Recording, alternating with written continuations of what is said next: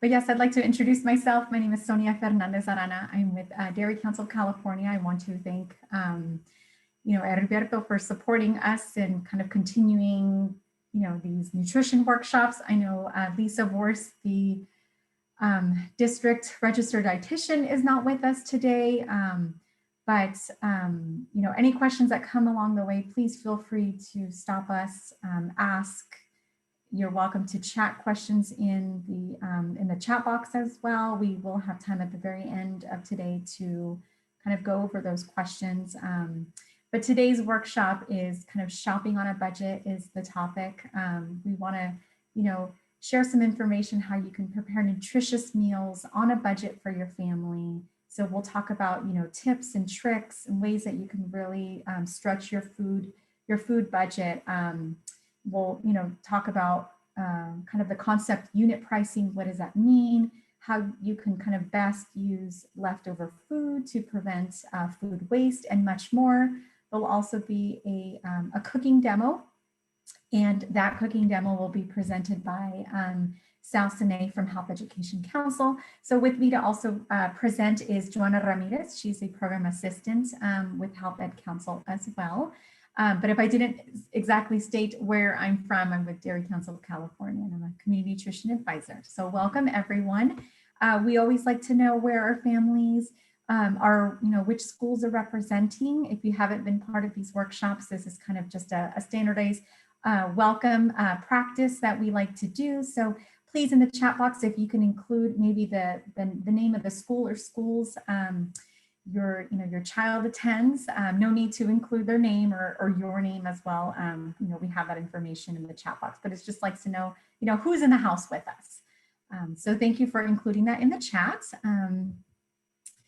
So as I share today, we'll dive right into the content. We do have some great polling questions, just to, way to kind of facilitate conversation. We'll also have a great group discussion. So we'll break out into smaller groups to kind of, dive in and share maybe what we're doing at home, and also talk about the information that's presented today as well. So first, I think what we want to a good way to kind of start the conversation is, when we start to think about healthy eating and what does this mean, healthy eating doesn't have to mean that you have to spend a lot of money. It's just a matter of kind of coordinating and having a good understanding of how can I apply these techniques to really stretch my food dollar, and how can I put healthy, nutritious foods on the table. And My Plate is an essential nutrition teaching tool. And if you're not sure exactly who developed My Plate, this was developed by, the United States Department of Agriculture, the Center for Nutrition Policy and Promotion, as an easy sort of visual guide to help Americans develop those healthy eating patterns and that healthy diet. And it does replace My Pyramid. So some of you may be familiar with that kind of guide. And using the My Plate approach is kind of the first step to planning and eating healthy meals, snacks, and making healthy beverage choices. And by taking the icon into consideration, it emphasizes 5 food groups and how consuming a balance of each food group as it's recommended supports lifelong health. So as you're in the grocery store, or maybe at home, you start to deliberate, what do I buy? What do I prepare? What do I cook and what do I serve my families? My Plate is a great guide to support that process. Half your plate should be, fruits and vegetables. 1/4 should be, coming from whole grains, and the other 1/4 should derive from lean protein. Dairy products should also be included in your diet, and those can be, low fat or fat-free options. So basically the My Plate itself, those recommendations really give you the most nutrition. So let's talk about, we're eating on a budget, and, making a plan and getting organized. That's, that is an important and essential step when you're talking about maximizing your dollar. So there are kind of 3 principles to consider, your planning, which we'll dive in a little bit and talk about what's included in that planning process. Purchasing always at the best price. For instance, take fruits and vegetables, locally grown and seasonal produce is really readily available and really affordable as well. And the last step is kind of prep your meals to stretch that budget. So here's a summary of those 10 tips, and we're going to kind of dive in a little bit deep. And later down the line, we'll kind of break this out a little bit more so you can get with, with the information, because just quickly going over it is a little bit, hard to kind of take that information and apply. But the first step in budgeting is always know how much money you have, right, to spend on food, just like anything else.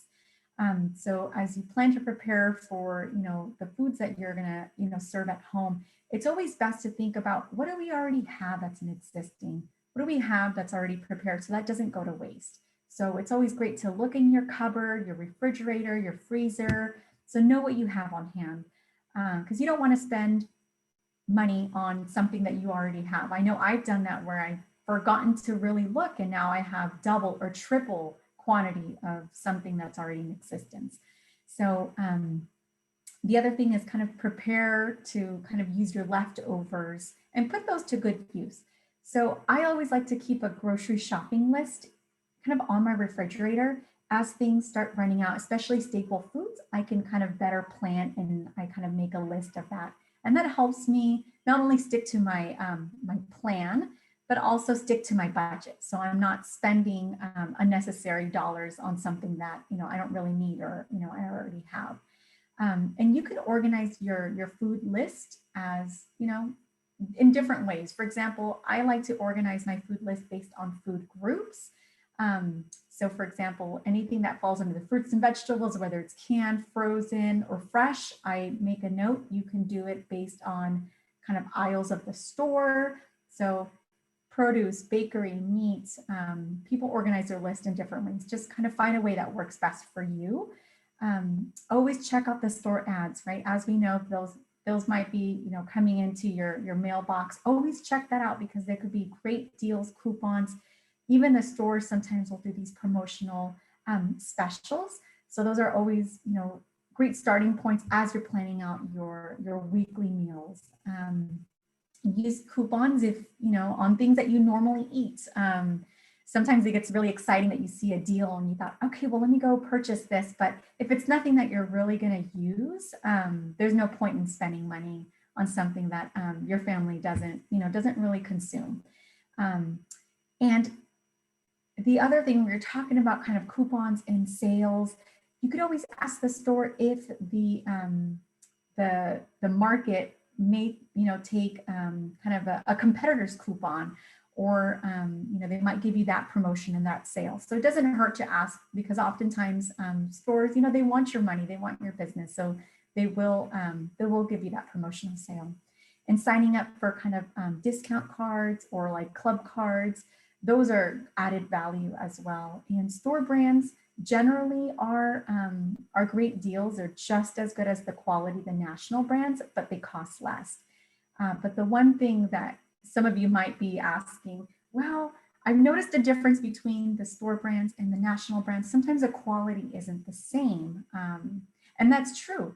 If you picked up on that perception, then there is a reasoning behind that. It's because food is graded into different kind of quality standards. So, or I should say there's standards on food, and they're graded in different ways, whether it's, frozen or it's canned. So grade A is kind of top quality. There's a lot of tenderness, flavor, and the appearance of the produce is very uniform. So it's evenly shaped. Kind of a grade B standard would be, it's good quality. There's maybe the produce is a little bit slightly more mature, and it's not as, for example, tender. Grade C it's not as uniform in color and flavor. So you may have maybe picked up a canned item or a frozen item, and you thaw it out, or you cook it, or you open your can and you're looking at it like, wait a second, this doesn't look right. It's because of those grade standards. So that's something to keep in mind. And something that's like a grade C, I think it works great in soups, casseroles, something that you can mask that flavor and kind of, mix that appearance with something else, versus just offering it fresh like that, like in a fresh salad or something like that, like a bean salad. I'm just using that as an example. And buying in bulk, we know that means value pack, family sizes. That's great to maximize your budget in the long run, especially if it's an item that you're frequently purchasing, right? You're constantly running out of, that's when you want to kind of go for those family and bulk size items. Anything that, could go perishable, it's always nice to think about how can I use this in my weekly meal planning, or if you're not, definitely take the time to freeze those items. Sometimes I go to Costco, and when you get produce, it's a lot. So I try to obviously incorporate that into my menu planning. If not, then I try to wash it, prep it, and freeze it so it doesn't spoil on me. Let's see, convenience. So we know things like pre-wash, pre-cut, and pre-slice in those frozen dinners. It's because they're basically ready to go. It's not always economically affordable. So part of your meal plan should include finding time to do that food preparation. So it's a great opportunity to invite family, invite the kids to, help you in the kitchen, and it's a good way to reinforce those skills, but also the teach them that it's an essential life skill, right? We want to know how to cook and prepare meals. So you always want to aim for, when you don't have a lot of time, do those quick, easy recipes. And then when you have a little bit more time at home or more help, that's when you want to invite family members to come help you in the kitchen. And when you start to think about how much to cook, right? Like, I know what I'm going to cook now. How much should I be cooking? Certain things you can make larger batches of, especially if they freeze well. Things like soups, even like spaghettis, things of that nature do really well in the freezer, or you can store them and save them for later heat and serve, especially when you're running short on time and you can't get to the kitchen, you can't spend over 30 minutes cooking. And the major factor why people go through the drive-through is because of the lack of that preparation. And that's kind of the excuse for eating out. So, and we know eating out, whether it's family of 4, 5, 6, even for a family of 2, it adds up. So, and the other thing to consider is, as we're making those healthy choices, we also have to think about the drinks that we're selecting. So we know water, you need it, right, to survive. It's essential, but it's also free. And other good choices are milk and 100% juice. They're healthy choices to serve. So from all the various different tips that I shared so many, and like I said, we'll kind of go through this a little bit further. I'd love for you guys to share, how many of these tips do you implement regularly? So, you can just put a number and say, I implement a total of like 5 or 4. You don't have to really detail the actual tips. Just say, just give us a number. Like, okay, I always look at the store ads. I try to, get creative with my leftovers. I don't buy convenient, foods that are, pre-washed, pre-cut, because I know that's going to cost, right, more than things that you have to do that preparation. So I'd love to know, kind of just, okay, so looks like some people, Mary, thank you for, Mary said 7, that's awesome. So she's already in line. I see Crystal, Alejandra, they said, a lot of people are saying 6. That's awesome. So we'd love to, when we get into breakout rooms, we'd love for you guys to share what you guys are doing and how, we can learn from each other. That's great. So you're welcome to kind of keep in the, putting your responses in the chat, but we'll kind of go through. So this is a great visual that helps us as we start to think about leftovers, right? Sometimes we kind of stick to the same sort of cycle of menu of foods, of dishes, because we're comfortable, right? We know how to cook them, our family members like them, but it's nice to kind of explore new dishes, or even just variations of those dishes that your families may like. Cooking with leftovers in mind is just the best way to save money and stick to your food budget. In fact, if you find time to do that and include it, you can drastically reduce your food budget. So I always like to incorporate kind of a leftover day on, my weekly calendar, excuse me. So that way I'm not necessarily using something new that I bought instead of those leftovers. So I don't forget about the leftovers and really reduce that food waste. So you just have to get kind of creative, and this infographic, we'll go through a couple of infographics to talk about, some ideas. And this is from Cook Smarts. And it's just a fun way to learn how can I turn leftovers into new fun meals. And things like fried rice, salad, and pasta, for me, I think they're excellent dishes to mix in a variety of veggies and protein options. So as you see the icon, it tells us at the very top, like the green V is vegetables, etc. So that's kind of what we're going to reference as we kind of go through. And we know things like tacos, quesadillas, and burritos. They're great Latin and Mexican inspired dishes that are versatile, right? You can really accommodate different types of things, including lentils. I know you're right, traditional kind of frijoles, right? Those beans, they're just standard diet, but you can do other lentils as, other type of legumes like lentils that are outside of that kind of, pinto bean sort of scope.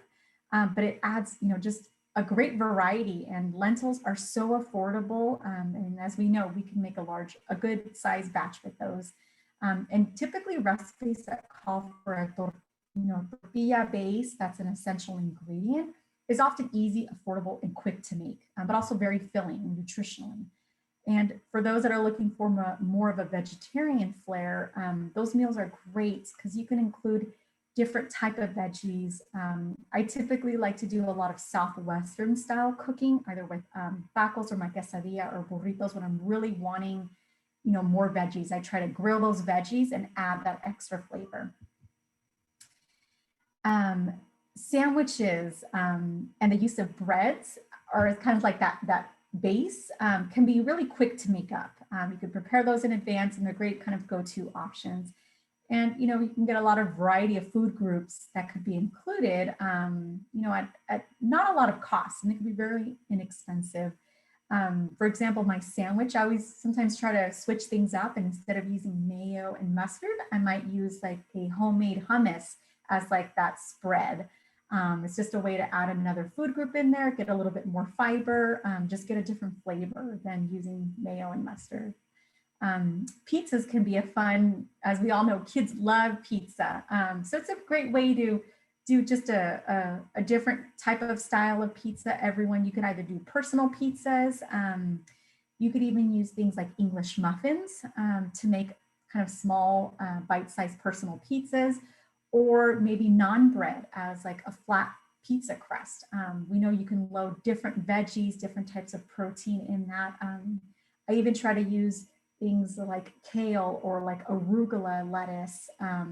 If I have that at my house and I need to use it in a dish, sometimes I'll do that. I'll do an arugula kind of pizza with different types of produce that I have, whether it's canned artichokes or roasted bell pepper, you name it.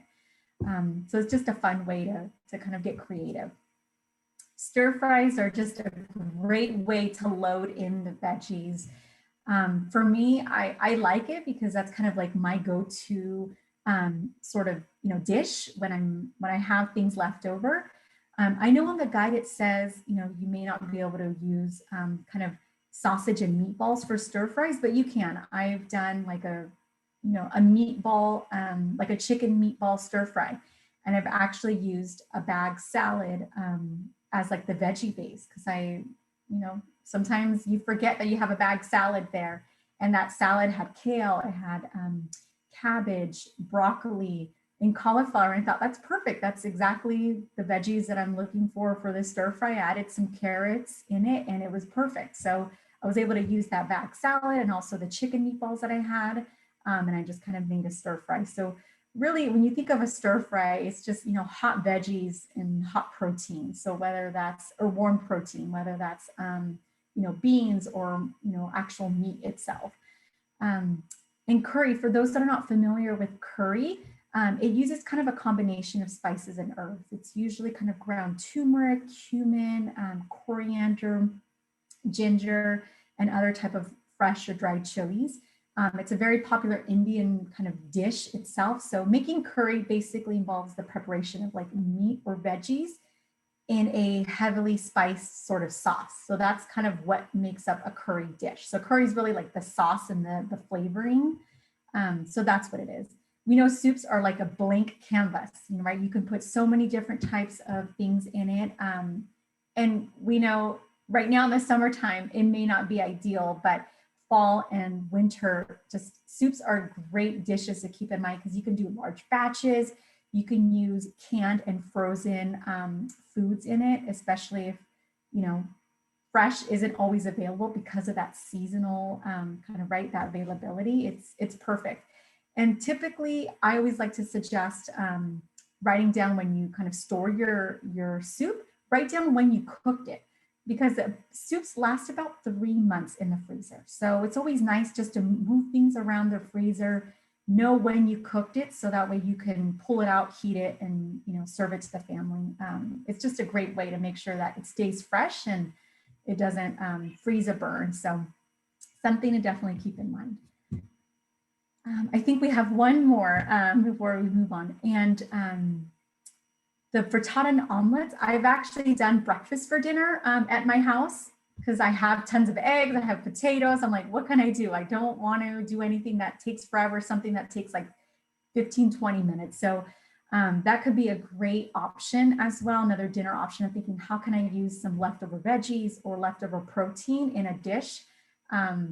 Like a frittata for me, I know on the little icon there, it says you can't use, pork, but I've done cubed like ham, especially after Easter. I had this big ham. I'm like, what can I do? So I diced it up, made a frittata, threw it in omelets. You can do cubed chicken, even shredded beef, whatever you have available, it's fine. And tons of veggies. I've never actually added like legumes in but you never know, right? That could be something you serve on the side. But it's great because if you're doing that for dinner, you may have, depending on how much you make and how much is left over, that could be a perfect ready to go breakfast option the next day that you have on hand. And I love making homemade pot pies because what's available at the store, we know not only going to cost more, but it's going to be loaded in sodium. So making your own homemade, you can control the sodium. You could even add other spices and herbs for that flavoring.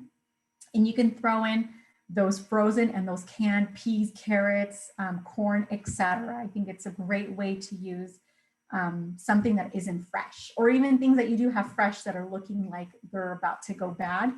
Great way to throw them into a pot pie. So those are just some ideas, and just I'm hoping I gave everyone some inspiration to kind of as you guys are meal planning and prepping. And I believe Joanna is gonna go next. Joanna, are you on the line? Thank you, Sonia.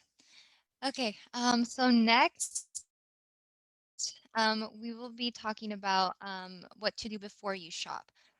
So what you want to do, well, we know it's really important to make a shopping list.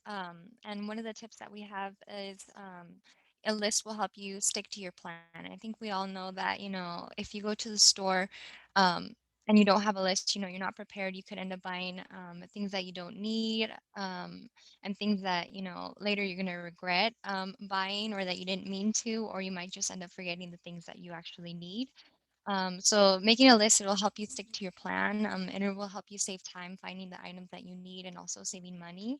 And like I said, you don't end up buying extra items that you don't need. So for this example, I know it's a little hard to see, and we'll share this resource out with you guys. So this is just a sample menu of a grocery list, and this one is organized by the food groups. So it's organized by the dairy products, protein, vegetables and fruits, but you can organize it however you like. Some people organize it by the way that they shop at the store. If you go to like the fresh or the refrigerated sections, or the frozen, or the pantry aisles. So depending on how you shop or whatever way works for you, just it is important to make a list, so it'll help you, and it also helps you plan out your meals better. Okay, next slide. Okay. And continuing along with before you shop, you want to make sure to get the best price, for your dollars. You want to use coupons and look for special deals. You want to check. I think one of you guys mentioned also that sometimes, and we'll discuss the grocery store ads. But if you can't get them, in person, you want to look for coupons either online or if there's apps ahead of time. Um, because I know there's also a lot of deals in store as well. And you can also sign up to be like a member or rewards member. So you can take advantage of those the store sales that they have if you're a member. And you also want to, eat before you shop. If you go to the store hungry, you can, it'll make you want to buy more than you planned. Like I mentioned before, you also want to decide where to shop and look for, if you go to a larger chain store, some more of the non-perishable foods, they may be less expensive. And at smaller markets, the produce and perishable items may be less expensive. So you could either go just do all your shopping at one store or, break it up depending on your area or whatever works best for you. Okay, next slide. Okay. And like you guys mentioned, for the store ads, sometimes some people don't get them mailed, but there's also websites that offer that give you access to a lot of different grocery store ads.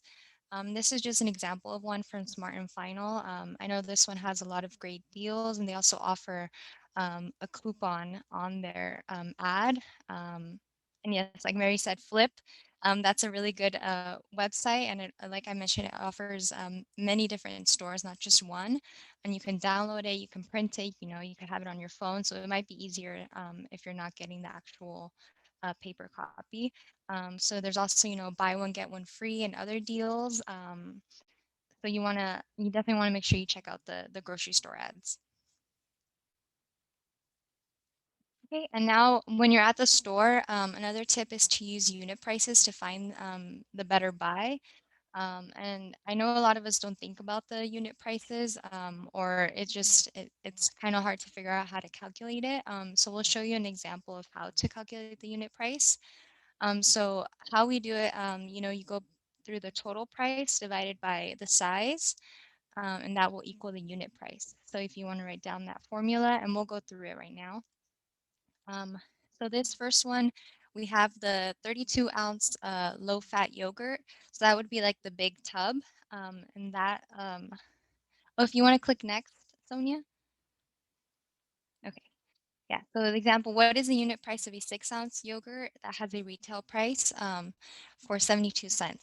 So for the smaller containers, those are 6 ounces, and that the whole total price is 72 cents. So you'll divide it by the size, which is 6 ounces, and it comes out to 12 cents, and that's how much you're paying um, per unit. And so for the next one, now we're going to calculate the price of the larger container. So for that one, you would do the 162, which is the total price, divided by the 32 ounce. And you guys can do the math on your own. And for that one, it comes out to 5 cents per unit. So, the better deal is definitely getting the bigger container. And it is easier also to use in different recipes. You can make smoothies by using the big container. So you get more uses out of it than the smaller ones. And it's cheaper, and it's also, you have less packaging. And at the store, the next tip, so you want to buy in bulk. So when you go to the store, you want to make sure the smart sizes are family size or value packs of chicken, steak or fish, and the larger bags of potatoes as well as the frozen vegetables. So we'll talk more about the different items that are in bulk and how you can also use them. Um, and I know there's a lot of stores that offer items in bulk. So we'll go through this more later. Okay. And the next one, next tip for at the store, you also want to buy items, produce items that are in season, fruits and vegetables specifically, and those they are usually less expensive and at the peak of flavor, but only what you can use before it spoils. So you don't want to buy too much, even if it's on sale. You just want to make sure buying what you're gonna use, so you know you're not wasting money. And some examples of foods that are in season. So we have the potatoes and the sweet potatoes, and those are in season for fall and winter. For both, so you know you'll find them mainly year round, and those are actually more cost convenient as well. And we have some examples as well of the avocados are in season. Oh, sorry. Um, in winter, and we have some examples also of some fruits like grapes, mangoes, and oranges, and then bell peppers, broccolis, Swiss chard, and spinach as well. Okay. So at the store, along with if you know if you can't buy the fresh produce items, other options that are cost friendly are canned items. So you can buy your mixed vegetables that are also canned. But you want to make sure that you choose the vegetables with low sodium or that they say no salt added on the label. So you want to make sure you're reading the label as well. And you also want to choose fruit in 100% fruit juice or light syrup. So again, it goes back to reading the label. And these are also cost friendly, but you also want to still make sure that you're picking the healthier options. And canned produce does last longer than fresh, and it's a quick way to add fruits and vegetables to your meals. And if you buy frozen as well, you want to make sure that you're reading the labels as well and that you're choosing vegetables without added sauces or butter. And when you're choosing frozen fruit that has, you know, it's all natural fruit without any added sugar.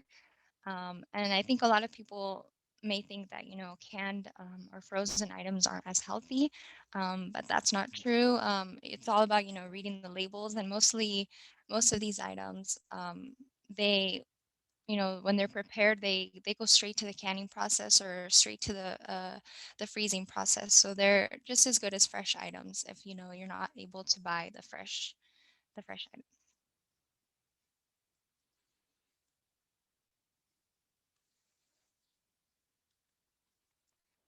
And at the store, Um, so going back, if you can't, you know, convenience costs, you want to go back to the basics.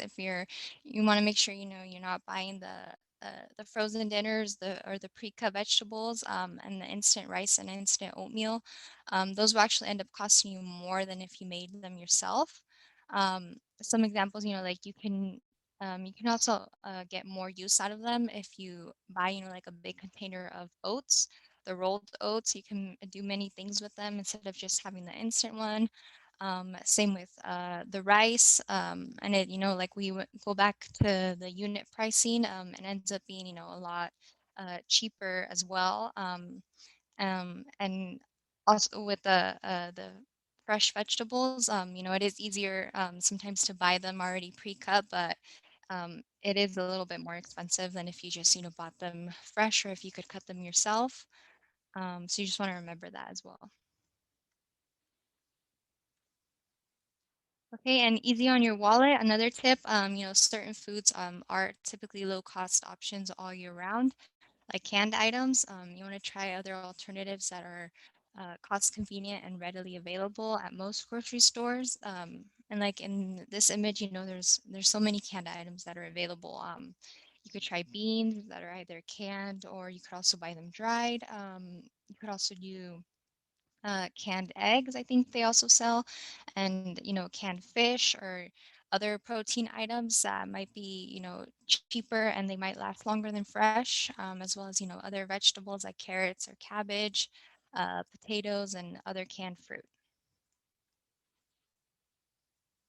Okay, and at the store, you also want to make sure that you're making better beverage choices. I think it was the last workshop we talked about, you know, healthy beverage options. You want to choose, like we mentioned, you know, water is the best choice, and it's also free. But if that's not an option, you want to make sure that you're reading the labels, because there is a lot of added sugar. So just, you know, rethink your drink, and make sure you read the labels and you think about it. When you're choosing beverages.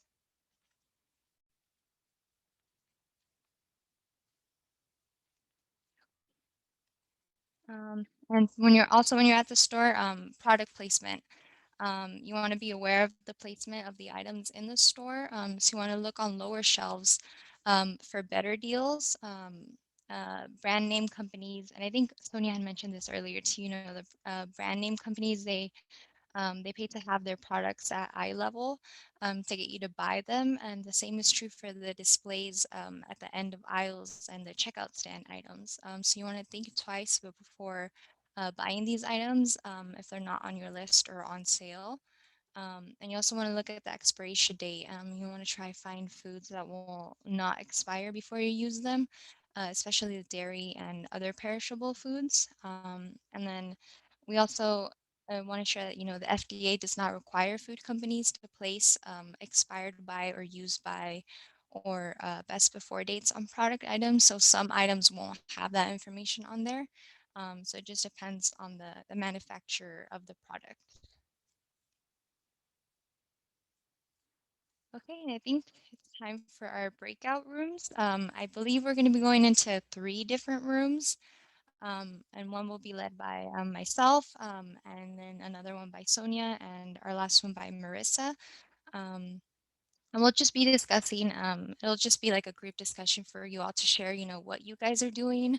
And you guys can also share any tips with each other. And, it'll be if you're not too comfortable in having a group discussion, we can have smaller groups to share that information. And we'll also be sharing some other information through the slides. And just remember, once we're done with the breakout rooms, to come back to the main group and not leave the actual presentation. Yes, thank you, Sonia. We actually went through some of these slides in discussion at our breakout room. But as you can see for this one, we talked about, how healthy food doesn't have to cost more. So this is just like a cost comparison, uh, how much it costs and how it could cost less if you choose this other option. So, like a vanilla latte, if you went to go buy a 16 ounce, it costs you, 4.15.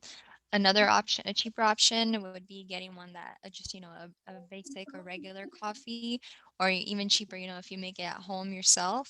So these are just some cost comparisons, some tips for you to use, and ideas for you to do at home. And then we also had, no, we can go to the next slide. Yes.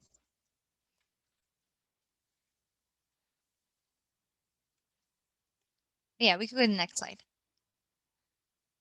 Okay, so for another tip, a few tips for you, what to do at home.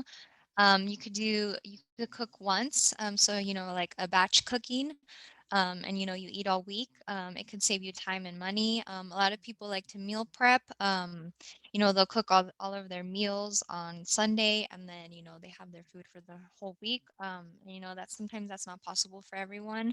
But if not, like take it by item. You can make like a big batch of just rice. And like the next tip, get creative, and you can use the leftovers of the rice in different ways for different meals. Rice with chicken, rice with beef, or tofu or something. So you're still cooking. Still doing batch cooking, but you're also using your leftovers in different ways.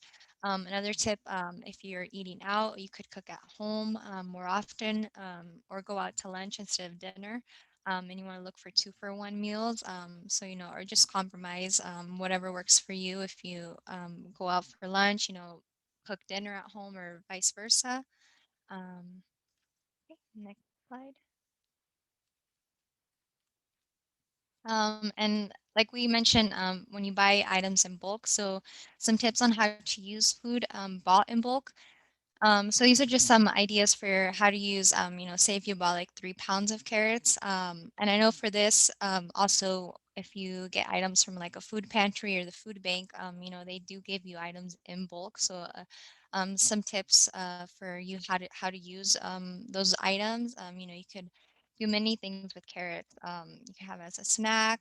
You could, grate it into spaghetti sauce, mix it in there, mix it with taco meat, in your salads or your soups. Same with 5 loaves of bread. You could make different sandwiches or bread pudding. You could also use them as croutons.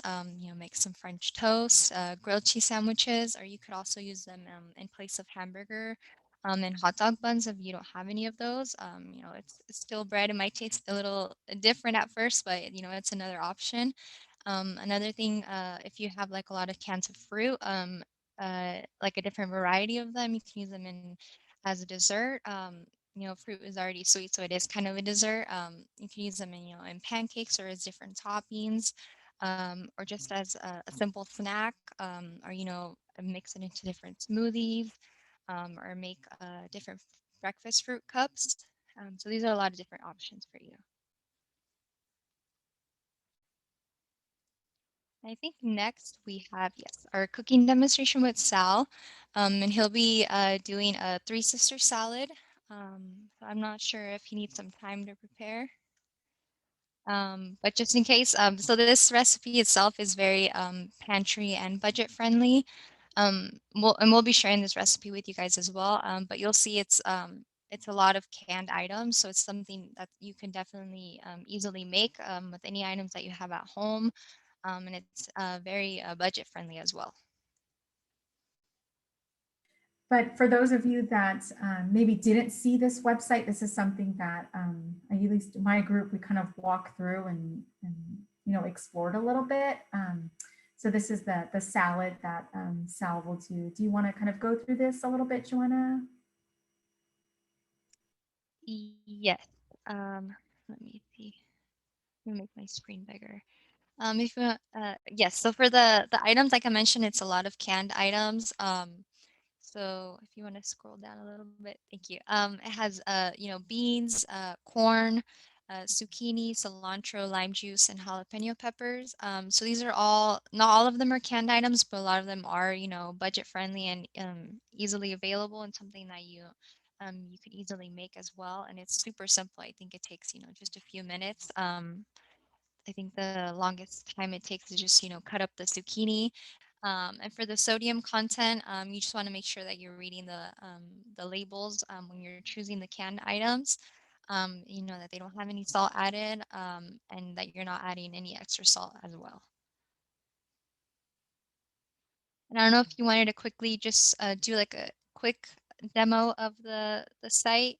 I don't think I'm not sure if everyone was able to see it in the breakout rooms. Sonia. Sure. So I believe I dropped in the link. If not, Joanna, you can if you can drop in the link for everyone. It's eatfresh.org. So I guess if we can, start at the home site here. If you're not familiar with where your nearest farmers market is, it's a great kind of location tool finder. But the recipes, I really like to use this site because I know the recipes are vetted, right? They're healthy, they're nutritious, but they're also economically, affordable. So you could, search if you're looking for a specific type of dish, either a side dish, a salad, breakfast, etc. Maybe it's a type of cuisine that you're interested in kind of exploring. Maybe you need something that's really quick, or maybe you're undergoing a kitchen remodel. I don't know. I'm just throwing it out there for anyone in the group. You have limited kitchen capabilities. Or if there are certain family members with a restricted diet, there's that as well. If you want something that's more kid friendly and you want to invite little ones or your family to cook with you, you can, etc. You could even search for words like kale, and all the different recipes will pop up that has that type of ingredient. So I encourage everyone to use this as a way to kind of think about how can I repurpose those leftovers, especially if maybe you have a lot of certain type of foods and you want to be able to use them all up. This is a great tool to kind of, explore some new recipes. So I challenge everyone to check out eatfresh.org. And I believe Sal is on the line. Sal, if you can maybe let us know you're ready to go, and we'll kind of let you take over. Are you with us? Yeah, I'm with you. I'm ready to go right now.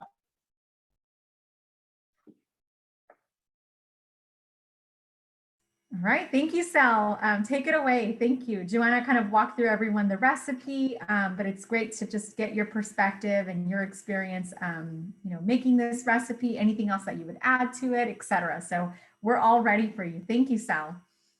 Will do. Thank you. Everyone can see and hear me, correct? Okay, cool. In that case, I'll get started. My name is Sal. I'm from Health Education Council, along with my coworker, Joe. And today I'll be taking you all through on how to make a three sister salad. Before we begin, I have a short little icebreaker, and this is probably the boldest icebreaker I've had so far, but the icebreaker is, who was your celebrity crush growing up? Go ahead and put in the chat. I'll start with mine. Growing up, being a 90s kid, I watched a show called Sister Sister, and I fell in love with the Maori twins. I'm trying to remember their names, Tia and Tamara Maori. So yeah, those were my crushes growing up. Go ahead and put the celebrity crushes in the chat, and we can either marvel at who your crush was, or we can make fun of you. But either way, it's all right. So I'm gonna take you all through the ingredients. One sec. Actually, before that, let me put that in the chat. I'll put the recipe.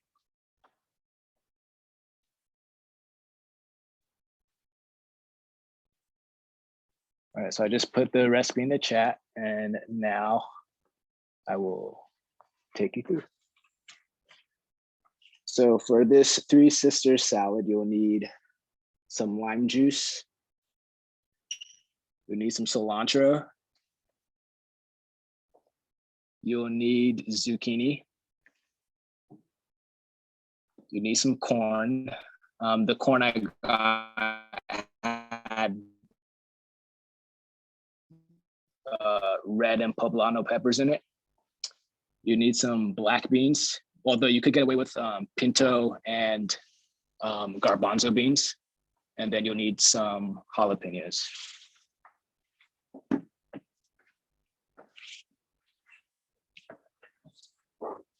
So make sure you have a giant bowl like this with a spoon. You're gonna take your zucchini right here and pour everything in there.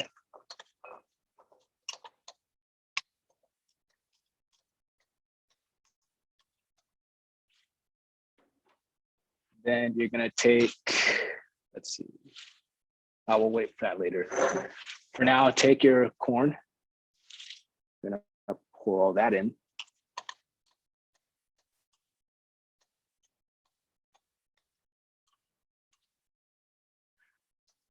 We'll take your beans.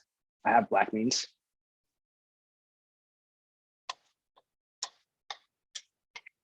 And another thing, considering a lot of the ingredients in this dish are canned, I would recommend draining the can first, and that's just to get rid of all the excess sodium so that you're not consuming extra sodium, because over time that's not really that good for you. And then next you'll have your jalapenos. And then you take your cilantro. And then last but not least, your lime juice.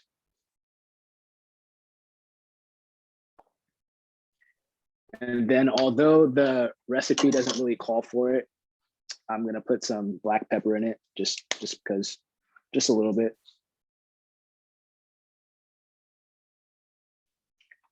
And then after that, you're gonna mix and stir everything all together. Stir for about 10, 15 seconds, just to ensure that all the ingredients mix together.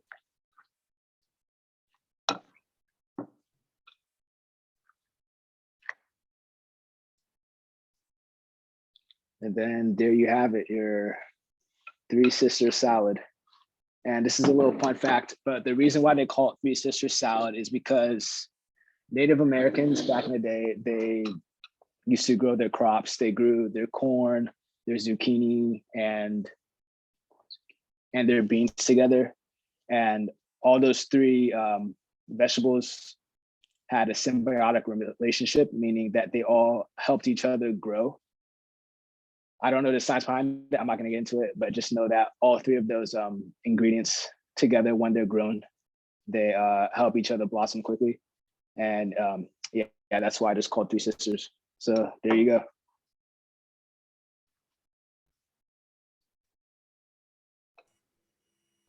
Now that looks delicious. I mean, I love for, members of the audience, you're welcome to chat. If you have ideas, you're like, oh, I can throw this in. I know this recipe I like to do, especially when corn's in season, and do a lot of grilled veggies. So instead of canned, I feel like the grilling, it just adds a whole nother flavor to it. But this is a great kind of quick dish. And I feel like the longer, at least for me, the longer I let it kind of marinate, it tastes better. It's much more flavorful. But I love this, and it's, really good. Yeah, and the good thing about this too is that you could make it into a burrito. You could eat it with chips, as I'm doing right now. You could put it on a stove and heat it up. It's pretty versatile. Yep, I've even done it. Yep, exactly. I'm glad you said that. Another way to repurpose that, if you like kind of Southwest style type of quesadillas, you can do that as well. And it's perfect. All you need is that cheese to kind of, bind everything together. But I've kind of used my leftover three bean sister salad that way as well. And even added maybe, if you wanted some, shredded chicken, you can, as well as additional protein. But gosh, that looks so good, Sal. I think everyone's getting excited. Thank you so much, Sal. I appreciate it. If there's any other comments or questions for Sal, we encourage you guys to ask those. You can unmute yourself or put those in the chat box. But yes, please check out, Sal's making us hungry. Please check out the recipe and then the eatfresh.org website. I think we have one more. It's more of a polling question for the group. So we can try to bring the presentation up. Let's see, gosh, hopefully I can bring that up. Let's see. Thank you, Sal. I'm gonna quickly transition our screen. So following today's, workshop, do you feel confident in implementing new strategies to maximize your food budget? Maybe, and that could be maybe a new tip. That tip could be maybe using the eatfresh.org website. So we encourage you just to maybe put down like question number 1 and then your answer, whether it's like yes, no, or uncertain. You can even use like 1A, 1B, 1C. And 2, which tips that were presented today, will you implement? Will you try? So, and that could be many different things. We covered a lot of, a lot of tips, a lot of strategies. So we'd love to hear from you guys. And I think that's it. If there's any other, questions, we'd be happy to answer them. Or Sal, we'd be happy to have him be part of that the panel that answers questions. So please feel free to ask away. Heriberto, I'm not sure if you're still on the line with us. You did drop in a link for families to check out, or families to complete the survey for the Healthy Habits, Healthy Families. Do you want to speak on that a little bit?